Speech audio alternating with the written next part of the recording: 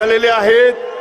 त्याचबरोबर महाराष्ट्राचे प्रभारी रमेश चेन्नीथालाजी आलेले आहेत। महाराष्ट्राचे अध्यक्ष काँग्रेस पक्षाचे सन्माननीय नाना पटोलेजी या ठिकाणी उपस्थित झालेले आहेत।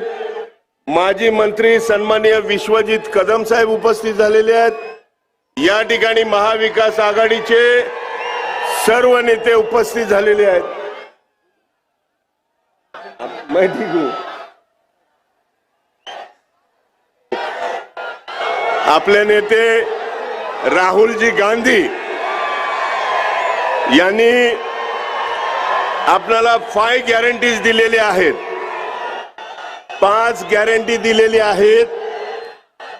त्या अगोदर 2014 मध्ये मोदी यांनी आपल्याला खोटी आश्वासनं दिलेली होती।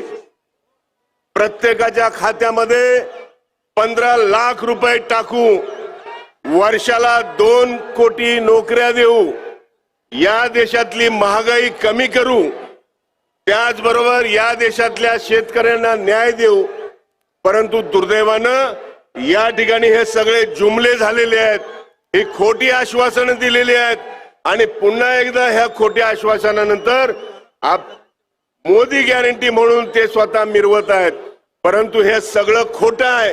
राहुलजी गांधी यांनी 5 गॅरंटी दिलेली आहेत आणि कर्नाटकच्या विधानसभेमध्ये ज्यावेळेस काँग्रेस पक्षाच्या निवडणुका होत्या त्यावेळेस राहुलजी गांधींनी ज्या 5 गॅरंटी दिलेल्या होत्या, काँग्रेस पक्षाचं सरकार आल्यानंतर त्या 5ही गॅरंटी लागू केल्या। तेलंगणामध्ये सरकार आलं, त्या तेलंगणामध्ये त्यांच्या 5 गॅरंटी त्यांनी मंजूर करून त्या ठिकाणी त्याची अंमलबजावणी सुरू केलेली आहे। राहुलजी गांधी यांच्यावर विश्वास ठेवूया। या देशामध्ये लोकशाही आणि संविधान वाचवण्यासाठी आपल्या सगळ्यांना मिळून राहुलजी गांधी यांच्या नेतृत्वाखाली या देशामध्ये इंडिया आघाडीचं सरकार आपल्याला आणायचं आहे। या ठिकाणी राहुलजी आलेले आहेत। मी या वेळेस जास्त बोलणार नाही।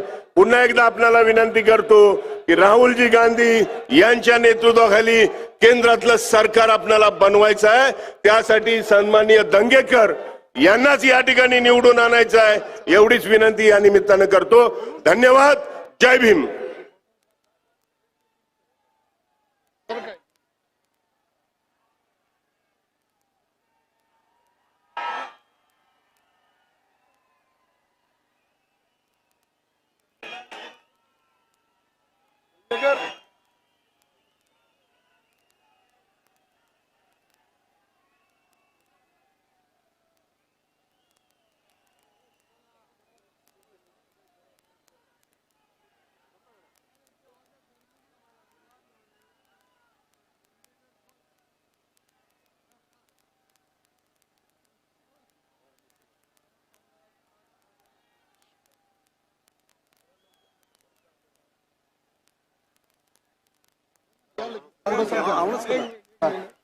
एक मिनिट। कॅन्टोन्मेंटचे माजी गृह राज्यमंत्री रमेशदादा बागवे राहुलजी गांधी यांचा सत्कार करतात। जोशमध्ये काँग्रेस पक्षाचा, महाविकास आघाडीचा राहुल गांधी बागे बडो। आवाज हल्ला पाहिजे। राहुल गांधी बागे बढ़ो, राहुल गांधी बागे बढ़ो। या सत्कारानंतर मी विनंती करतो आपल्या देशाचं भवितव्य भावी पंतप्रधान माननीय राहुल गांधी यांना आपल्याशी संबोधित होण्याचं।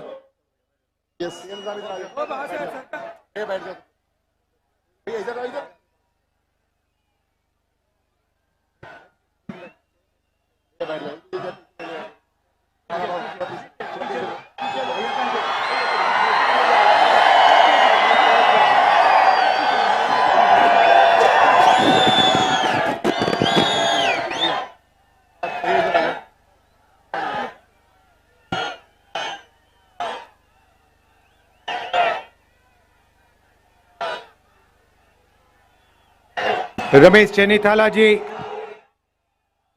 नाना पटोले जी, बाला साहब थोराट जी, पृथ्वीराज चौहान जी,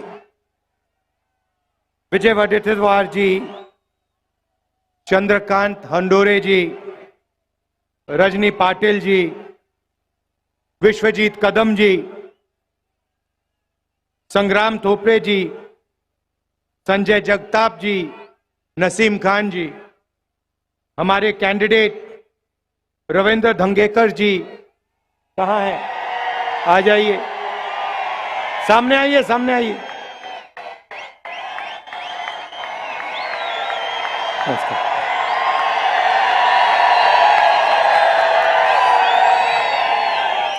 स्टेज पे कांग्रेस पार्टी के वरिष्ठ नेता,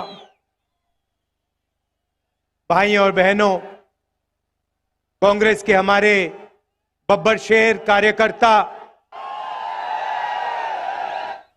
प्रेस के हमारे मित्रों, कहना पड़ता है प्रेस के मित्रों, आजकल हैं ये किसी और के मित्र, मोदी जी के मित्र। 24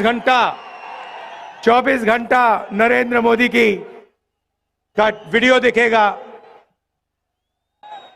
और ऐसा लगता है कि आजकल के पत्रकार जो एंकर्स हैं, सवाल पूछते हैं, लगता है कि ये बीजेपी के मतलब या तो कार्यकर्ता हैं या इनके पेरोल पे हैं। देखिए, लड़ाई संविधान को बचाने की है। एक तरफ Congress party, India alliance constitution को, संविधान को, लोकतंत्र को बचाने में लगी है। दूसरी तरफ नरेंद्र मोदी जी, आरएसएस इस किताब को खत्म करना चाहते हैं। जो ये अंबेडकर जी की देन है, जिसमें फूले जी की सोच है, महात्मा गांधी जी, जवाहरलाल नेहरू जी, जिन्होंने मिलकर हिंदुस्तान की जनता के साथ सालों लड़ाई कर कर ये इस देश को दिया, इसको नरेंद्र मोदी, बीजेपी बदलना चाहते हैं, खत्म करना चाहते हैं। इसी से हिंदुस्तान के गरीब लोगों को, किसानों को, पिछड़ों को, दलितों, आदिवासियों को, माइनॉरिटीज को, गरीब जनरल कास्ट को अधिकार मिलता है। इसके बिना आप कहीं के नहीं रहोगे। जो भी आपके पास है सारा उन्हीं 22-25 लोगों के हाथ में चला जाएगा। मनरेगा बना, भोजन का अधिकार, जमीन अधिग्रहण बिल, हरी क्रांति, सफेद क्रांति, बैंक नेशनलाइजेशन, ये सारे के सारे काम इस किताब ने आपको दिए हैं। और मैं आपको बता रहा हूं, जिस दिन ये गायब हो गई, जिस दिन बीजेपी ने सचमुच में इसको खत्म कर दिया, तो आप हिंदुस्तान को नहीं पहचान पाओगे। यह है लड़ाई। और मैं देश से कहना चाहता हूं कि जो अंबेडकर जी ने हमें दिया, महात्मा गांधी जी ने दिया, उसको हम कभी खत्म नहीं होने देंगे। सवाल नहीं उठता।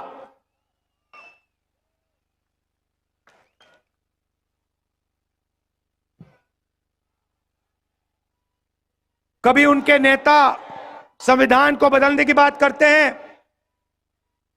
कभी कहते हैं कि आरक्षण खत्म कर देंगे। मोदी जी बस एक सवाल का जवाब दे दें। ये जो 50% का लिमिट आरक्षण पे लगा है,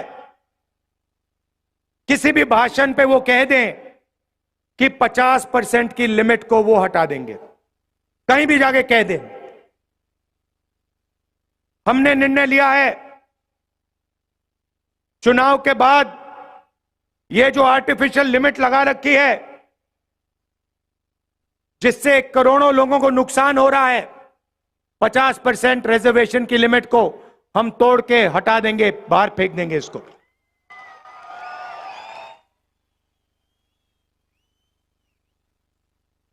देश में 15% दलित आबादी है, 8% आदिवासी है और तकरीबन 50%, कम से कम 50% पिछड़े वर्ग की आबादी है। 50, 15 और 8 कितना हुआ? कितना? 73। मैंने शुरुआत में कहा कि ये मीडिया वाले हमारे दोस्त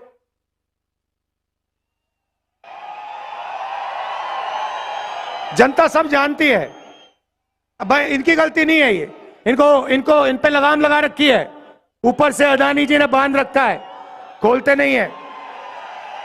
इनकी गलती नहीं है, इनका कुछ लेना देना नहीं है। देखो ये मुस्कुरा रहे हैं, कह रहे हैं हाँ भाई हमें तो सैलरी चाहिए, बच्चों को देखभाल करना है, बच्चों का देखभाल करना है, हमारी गलती नहीं है। मगर आपकी जिम्मेदारी बनती है, उस जिम्मेदारी को आप पूरा नहीं कर रहे हो। मगर पिछड़े दलित आदिवासियों की 73% आबादी है। ये बड़े बड़े मीडिया की कंपनी की लिस्ट निकालिए, उनके नाम देखिए, मालिकों के नाम देखिए,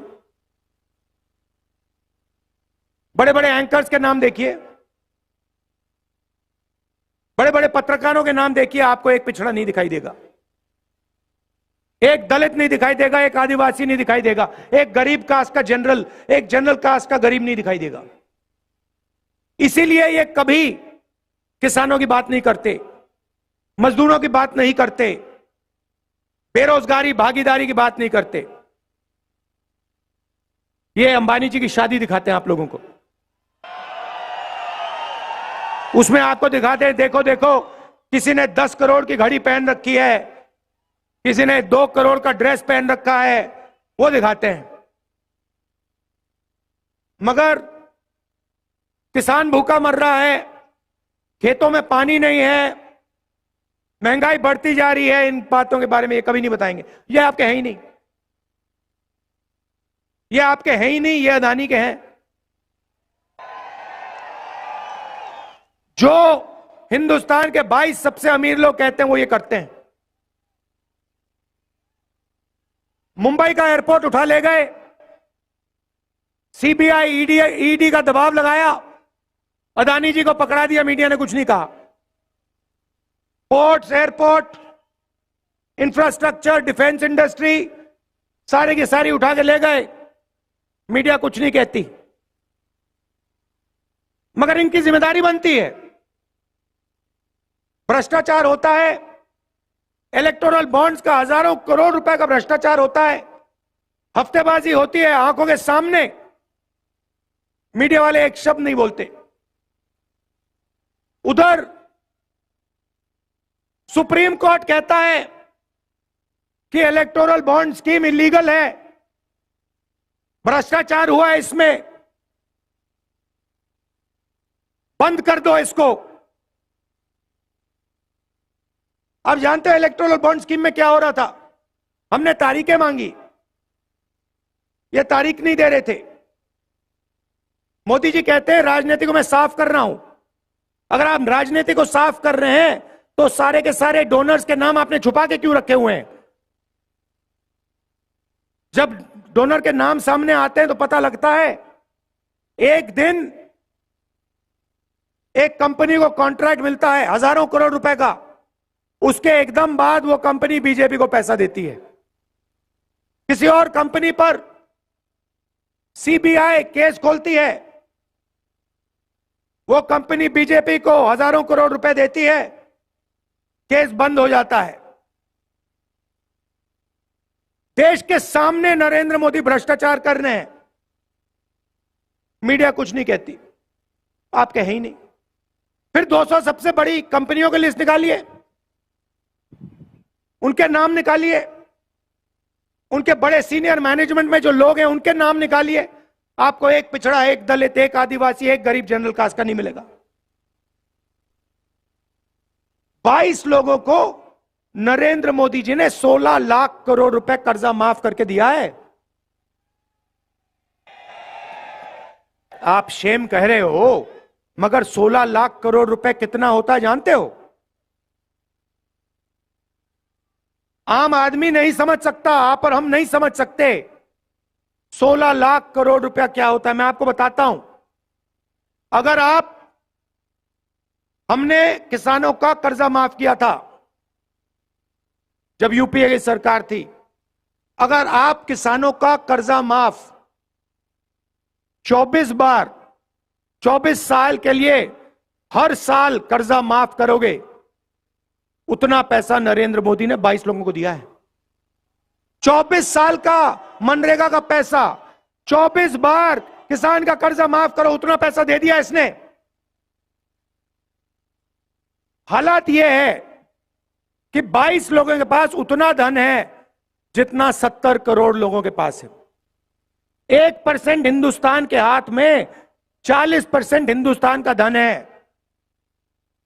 और किसी भी संस्था में आप देख लो, सरकार में देख लो, कॉर्पोरेट इंडिया में देख लो, मीडिया में देख लो, प्राइवेट अस्पतालों में देख लो, प्राइवेट कॉलेजेस यूनिवर्सिटी में देख लो, आपको एक पिछड़ा नहीं मिलेगा, एक दलित नहीं मिलेगा, एक आदिवासी नहीं मिलेगा।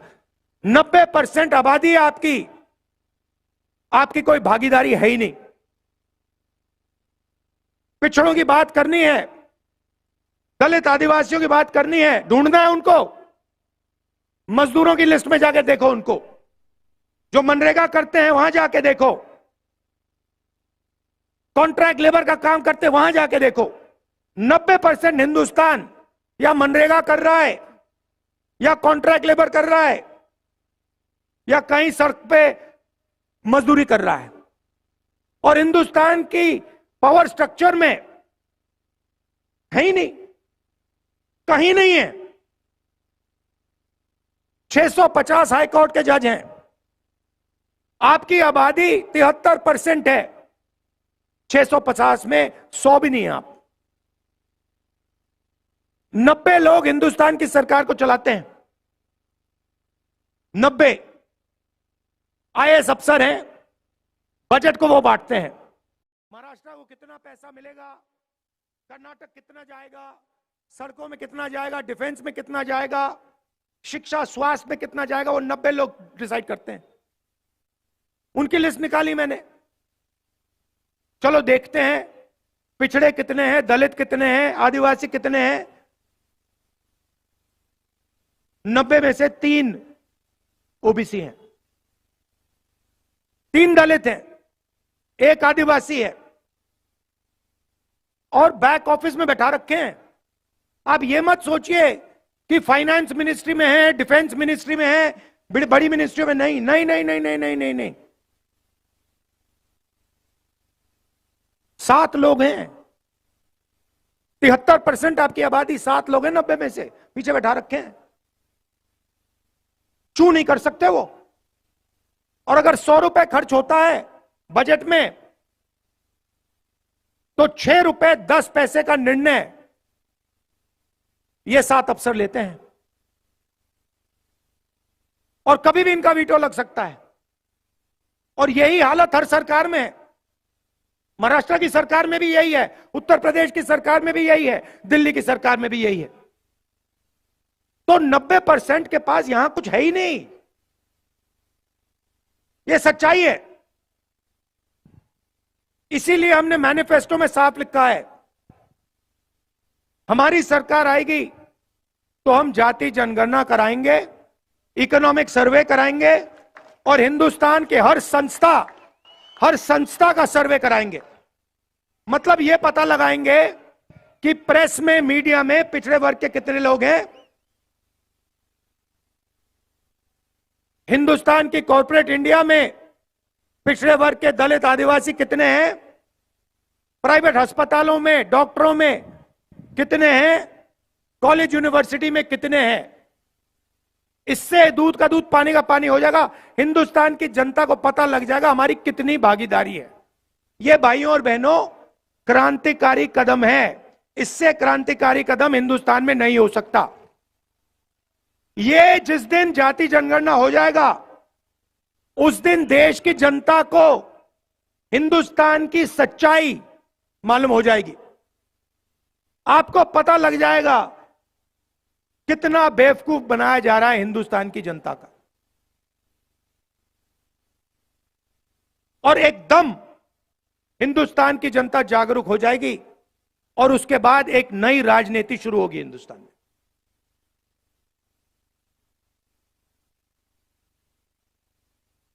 नरेंद्र मोदी, जिस दिन मैंने ये जाति जनगणना की बात की उससे पहले रोज नरेंद्र मोदी जी कहते मैं ओबीसी हूं, मैं ओबीसी हूं। अच्छा, जिस दिन मैंने जाति जनगणना की बात की कहते हिंदुस्तान में तो कोई जाति नहीं है, दो ही जात है, एक अमीर एक गरीब। अच्छा, पहले आप ओबीसी थे, हमने जाति जनगणना की बात की, ओबीसी को सचमुच में अधिकार देने की बात की, आप कहते हो भाई ओबीसी तो है ही नहीं। आप डिसाइड करो आप ओबीसी हो या नहीं हो। हिंदुस्तान में ओबीसी वर्ग है, हां या ना, देश को बता दो। मगर हमने डिसीजन ले लिया है, जाति जनगणना होगा, 50% का ये जो बैरियर बना रखा है इसको तोड़ फोड़ के हम परे कर देंगे। और जो हमारे सेंसस से हिस्सेदारी मिलेगी, मराठास को, धनगर को, बाकी छोटी छोटी जातियों को हिस्सेदारी मिलेगी।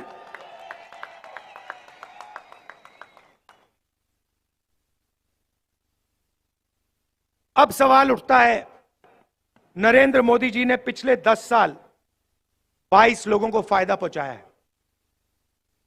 जो भी था, जो भी देना था, 22 लोगों को उन्होंने दिया।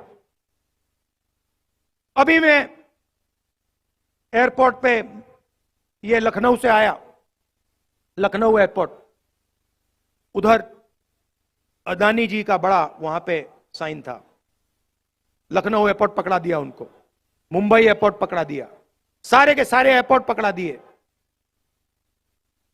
पहले पब्लिक सेक्टर में 90% को रास्ता मिलता था, आरक्षण था, पब्लिक सेक्टर को पूरे प्राइवेटाइज कर दिया। रेलवे में आपको नौकरी मिलती थी, उसको प्राइवेटाइज करने में लगे हुए हैं। ये बुलेट ट्रेन का बहाना है इनका, प्राइवेटाइज करने का बहाना है ये।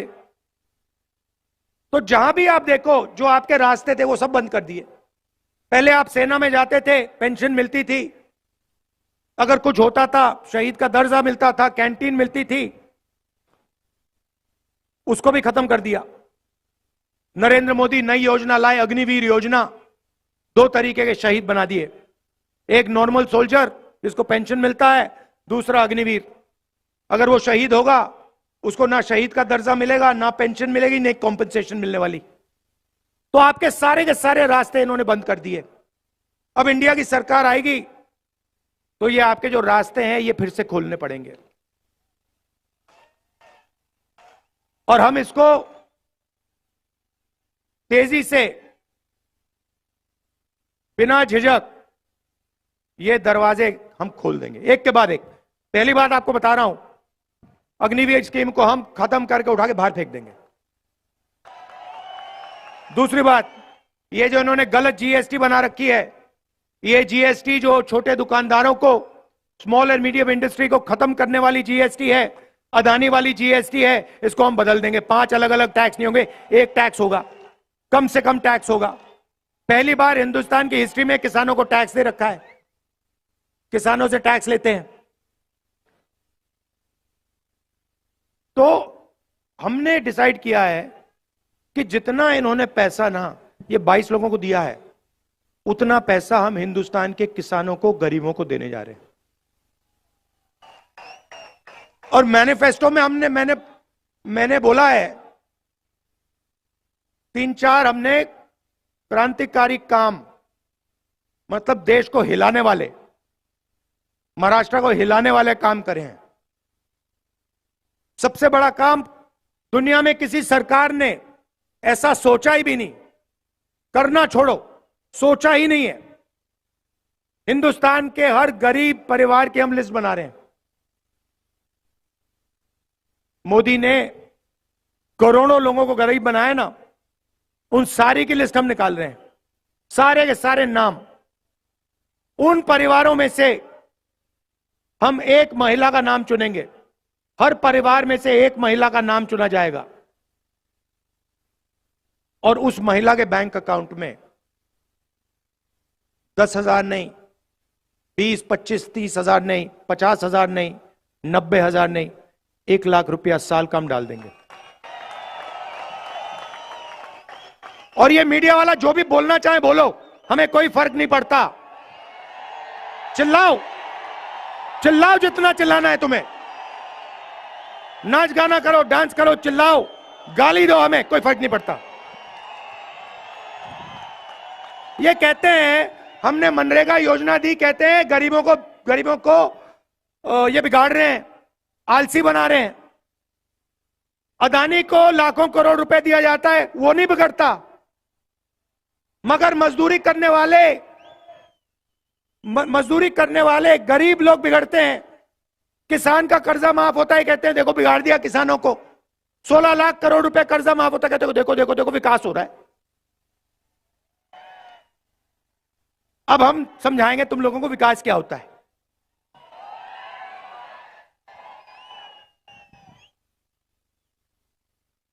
करोड़ों महिलाओं के बैंक अकाउंट में 1 लाख रुपया साल का, 8,500 रुपए महीने का, टकाटक टकाटक टकाटक टकाटक टकाटक। और वो कंप्यूटर से होगा, ऑटोमेटिक,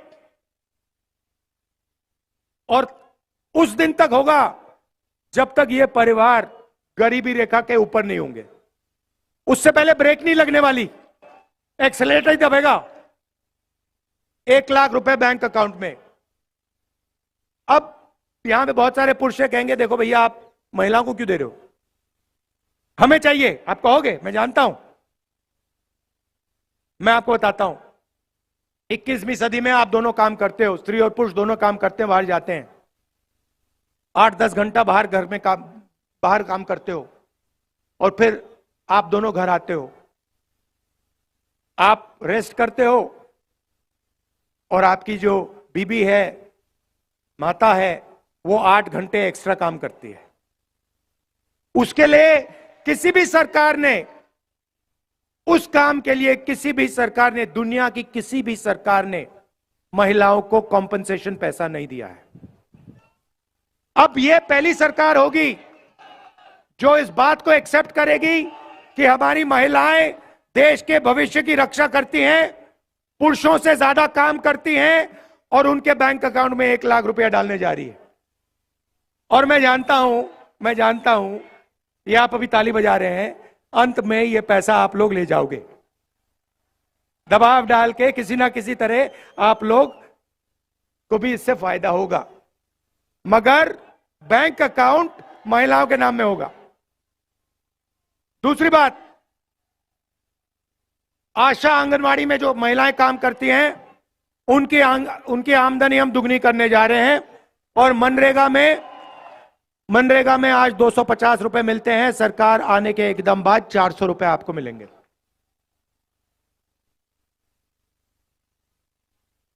अब थोड़ी सी किसानों की बात करना चाहता हूं।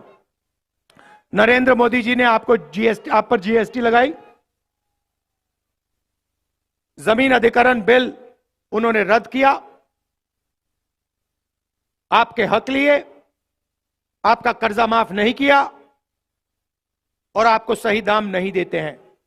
जब भी आपको अपना माल खरीदना होता है, धान, शुगर केन, सोया, जो भी हो, जब भी आपको खरीदना होता है, नरेंद्र मोदी इंपोर्ट एक्सपोर्ट की पॉलिसी को घुमा देता है और आपको सही रेट नहीं मिलता। तो आपकी 2 ही मांगे हैं, मैं जानता हूं, लाखों किसानों से मैंने बात की है। आपकी दो मांगे हैं, पहला है कर्जा माफी, और दूसरा हमें सही दाम चाहिए। हमें फ्री में कुछ नहीं चाहिए, हमें कोई फ्री गिफ्ट नहीं चाहिए, हमें अपने काम के लिए, खून पसीने के लिए सही रेट चाहिए। ये 2 काम हम आपके लिए करने जा रहे हैं। किसान का कर्जा माफ हम करेंगे, मगर हम वहां नहीं रुकने वाले। देखो, अरबपतियों का एक बार कर्जा माफ नहीं होता, जब भी वो चाहते हैं नरेंद्र मोदी उनका कर्जा माफ करता है। इसीलिए हम एक कमीशन बनाएंगे, उसका नाम होगा किसान कर्जा माफी कमीशन। जब भी वो सरकार को कहेगा कि हिंदुस्तान के किसानों को कर्जा माफी की जरूरत है, उस दिन सरकार कर्जा माफी कर देगी। मैं आपको बता रहा हूं, वो 5% की 2% की सरकार चला रहे हैं, हम 90% की सरकार चलाएंगे। और जितना उसने नरेंद्र मोदी ने उनको दिया ना, उतना ही मैं उठा के किसान को, गरीब को, दलितों को, पिछड़ों को, आदिवासियों को देने जा रहा हूं। मुझे कोई फर्क नहीं पड़ता। और मेरे लिए पता है क्या है, जितना ये मीडिया वाले चिल्लाएंगे ना, उतना ही मुझे लगेगा ये बिल्कुल सही काम कर रहा हूं, और करो इसको।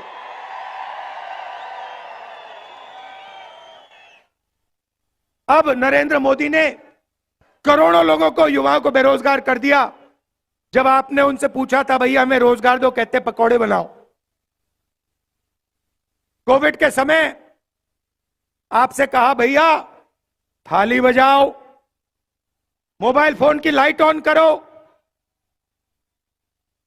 और मजे की बात बताता हूं, उसी टाइम जो कंपनी कोविड की वैक्सीन बना रही थी, जिसको हजारों करोड़ रुपए सरकार दे रही थी, वही कंपनी नरेंद्र मोदी की पार्टी को पैसा दे रही थी। इलेक्टोरल बॉन्ड्स में लिखा है। तो आप मर रहे थे, सांस नहीं ली जा रही थी, वेंटिलेटर नहीं था, ऑक्सीजन नहीं था, और जो कंपनी वैक्सीन बना रही थी वो नरेंद्र मोदी की पार्टी को डोनेशन दे रही थी। बात समझ जाओ, बात समझ जाओ। तो आपको बेरोजगार बनाया। अदानी का बेटा है,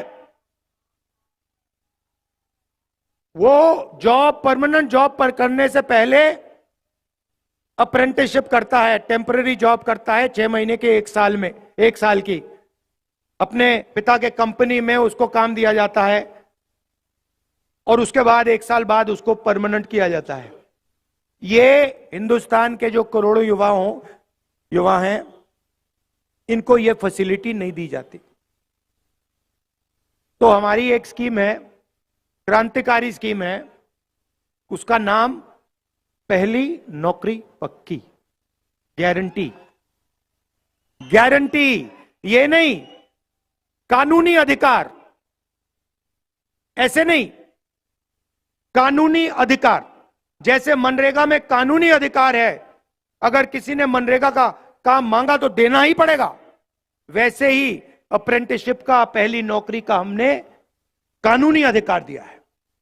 मतलब हिंदुस्तान का कोई भी बेरोजगार graduate, diploma holder, college graduate, university graduate, कोई भी सरकार से कह सकता है मुझे अपनी पहली 1 साल की नौकरी चाहिए, सरकार मना नहीं कर सकती।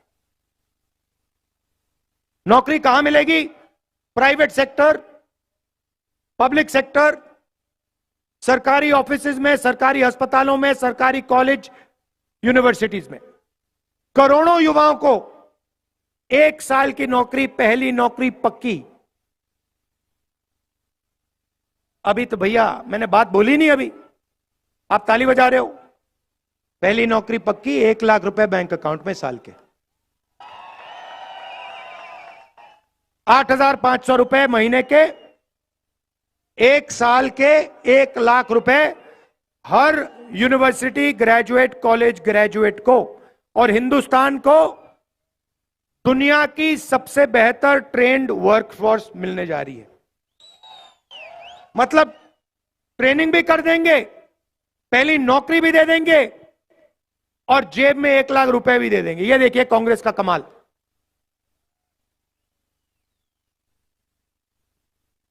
तो ये शुरुआत है भाई और बहनों। जाति जनगणना, महालक्ष्मी स्कीम, पहली नौकरी पक्की, किसानों का कर्जा माफ, गारंटीड कानूनी एमएसपी, मजदूरों को 400 रुपए, आशा आंगनवाड़ियों की आमदनी दुगनी। ये शुरुआत है। ये हम आपके लिए करने जा रहे हैं। अब नरेंद्र मोदी जी के भाषण देखिए। आप जानते हो कि कर्नाटक में रवन्ना नाम सुना है आपने? हाँ, सुना।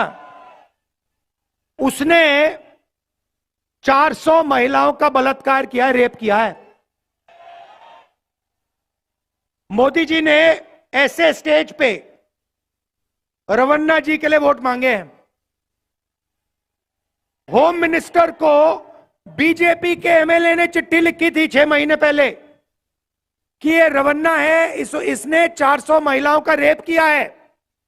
होम मिनिस्टर ने कोई कार्रवाई नहीं की।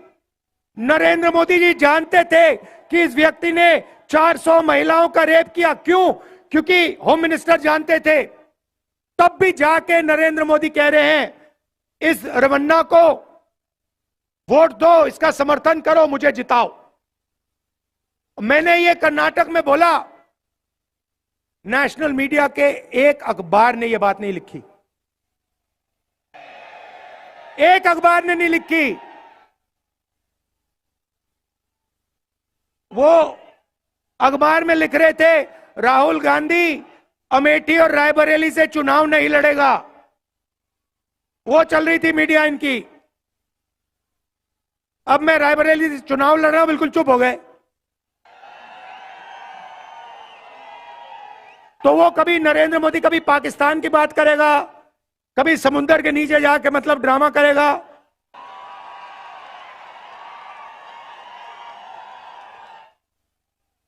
और मतलब आपने देखा, पता नहीं देखा, मतलब समुद्र के नीचे जाके बिल्कुल डरा हुआ था कि भैया कुछ हो ना जाए यहां पे। तो मजाक बना रखा है राजनीति का। और सीनियर नेता जो हैं, शरद पवार जी जैसे हैं, सीनियर नेता जो हैं, उनका अपमान कर रहे हैं, उनके बारे में उल्टी सीधी बात बोलते हैं। मतलब प्रधानमंत्री में थोड़ी तो मतलब लेवल होनी चाहिए। प्रधानमंत्री को देश की बात करनी चाहिए, विकास की, किसानों की बात।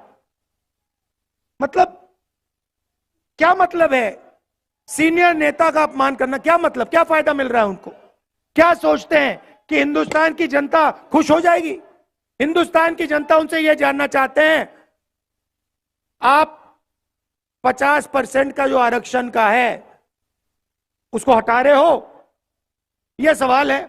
जाति जनगणना कर रहे हो, यह सवाल है। उनका तो जवाब देते ही नहीं है।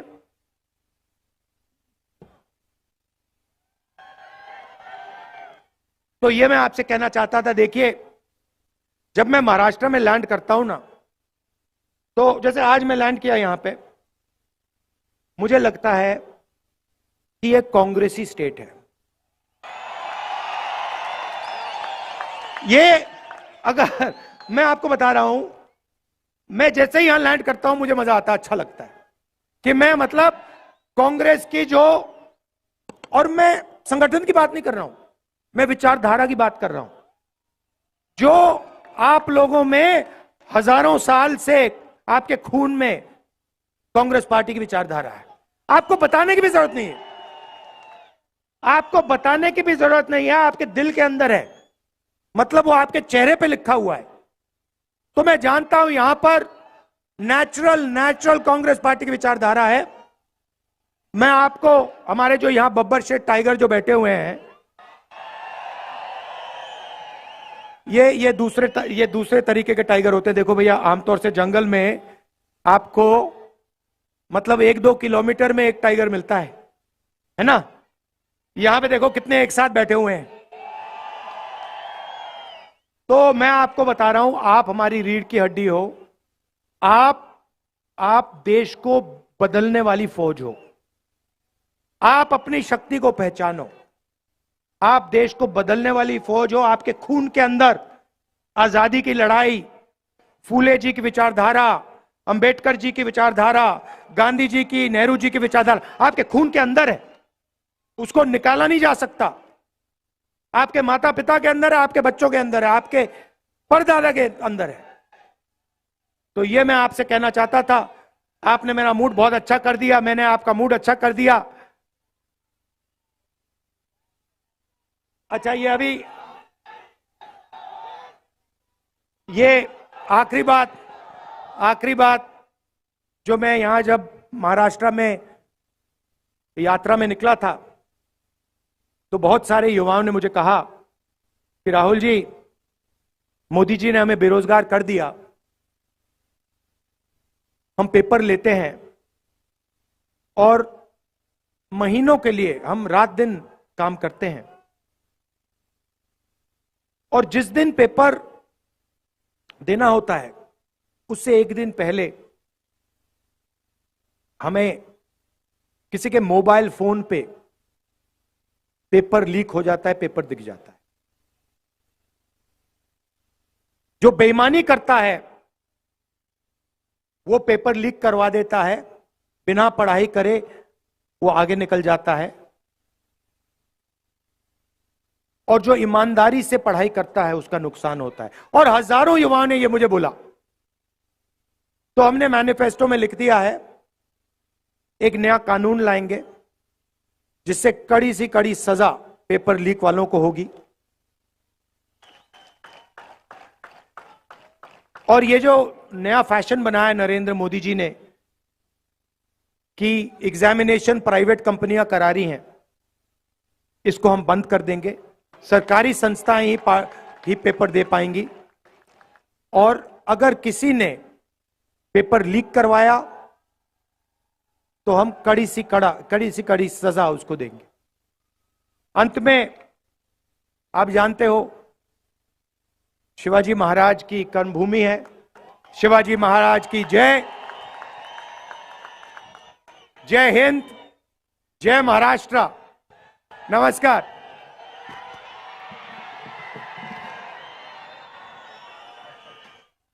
राहुल गांधी आप आगे बढ़ो, राहुल गांधी आप आगे बढ़ो, राहुल गांधी आप आगे बढ़ो।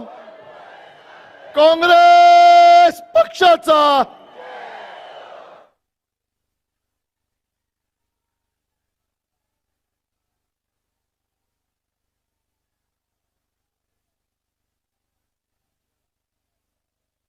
पुणे शहर लोकसभा मतदार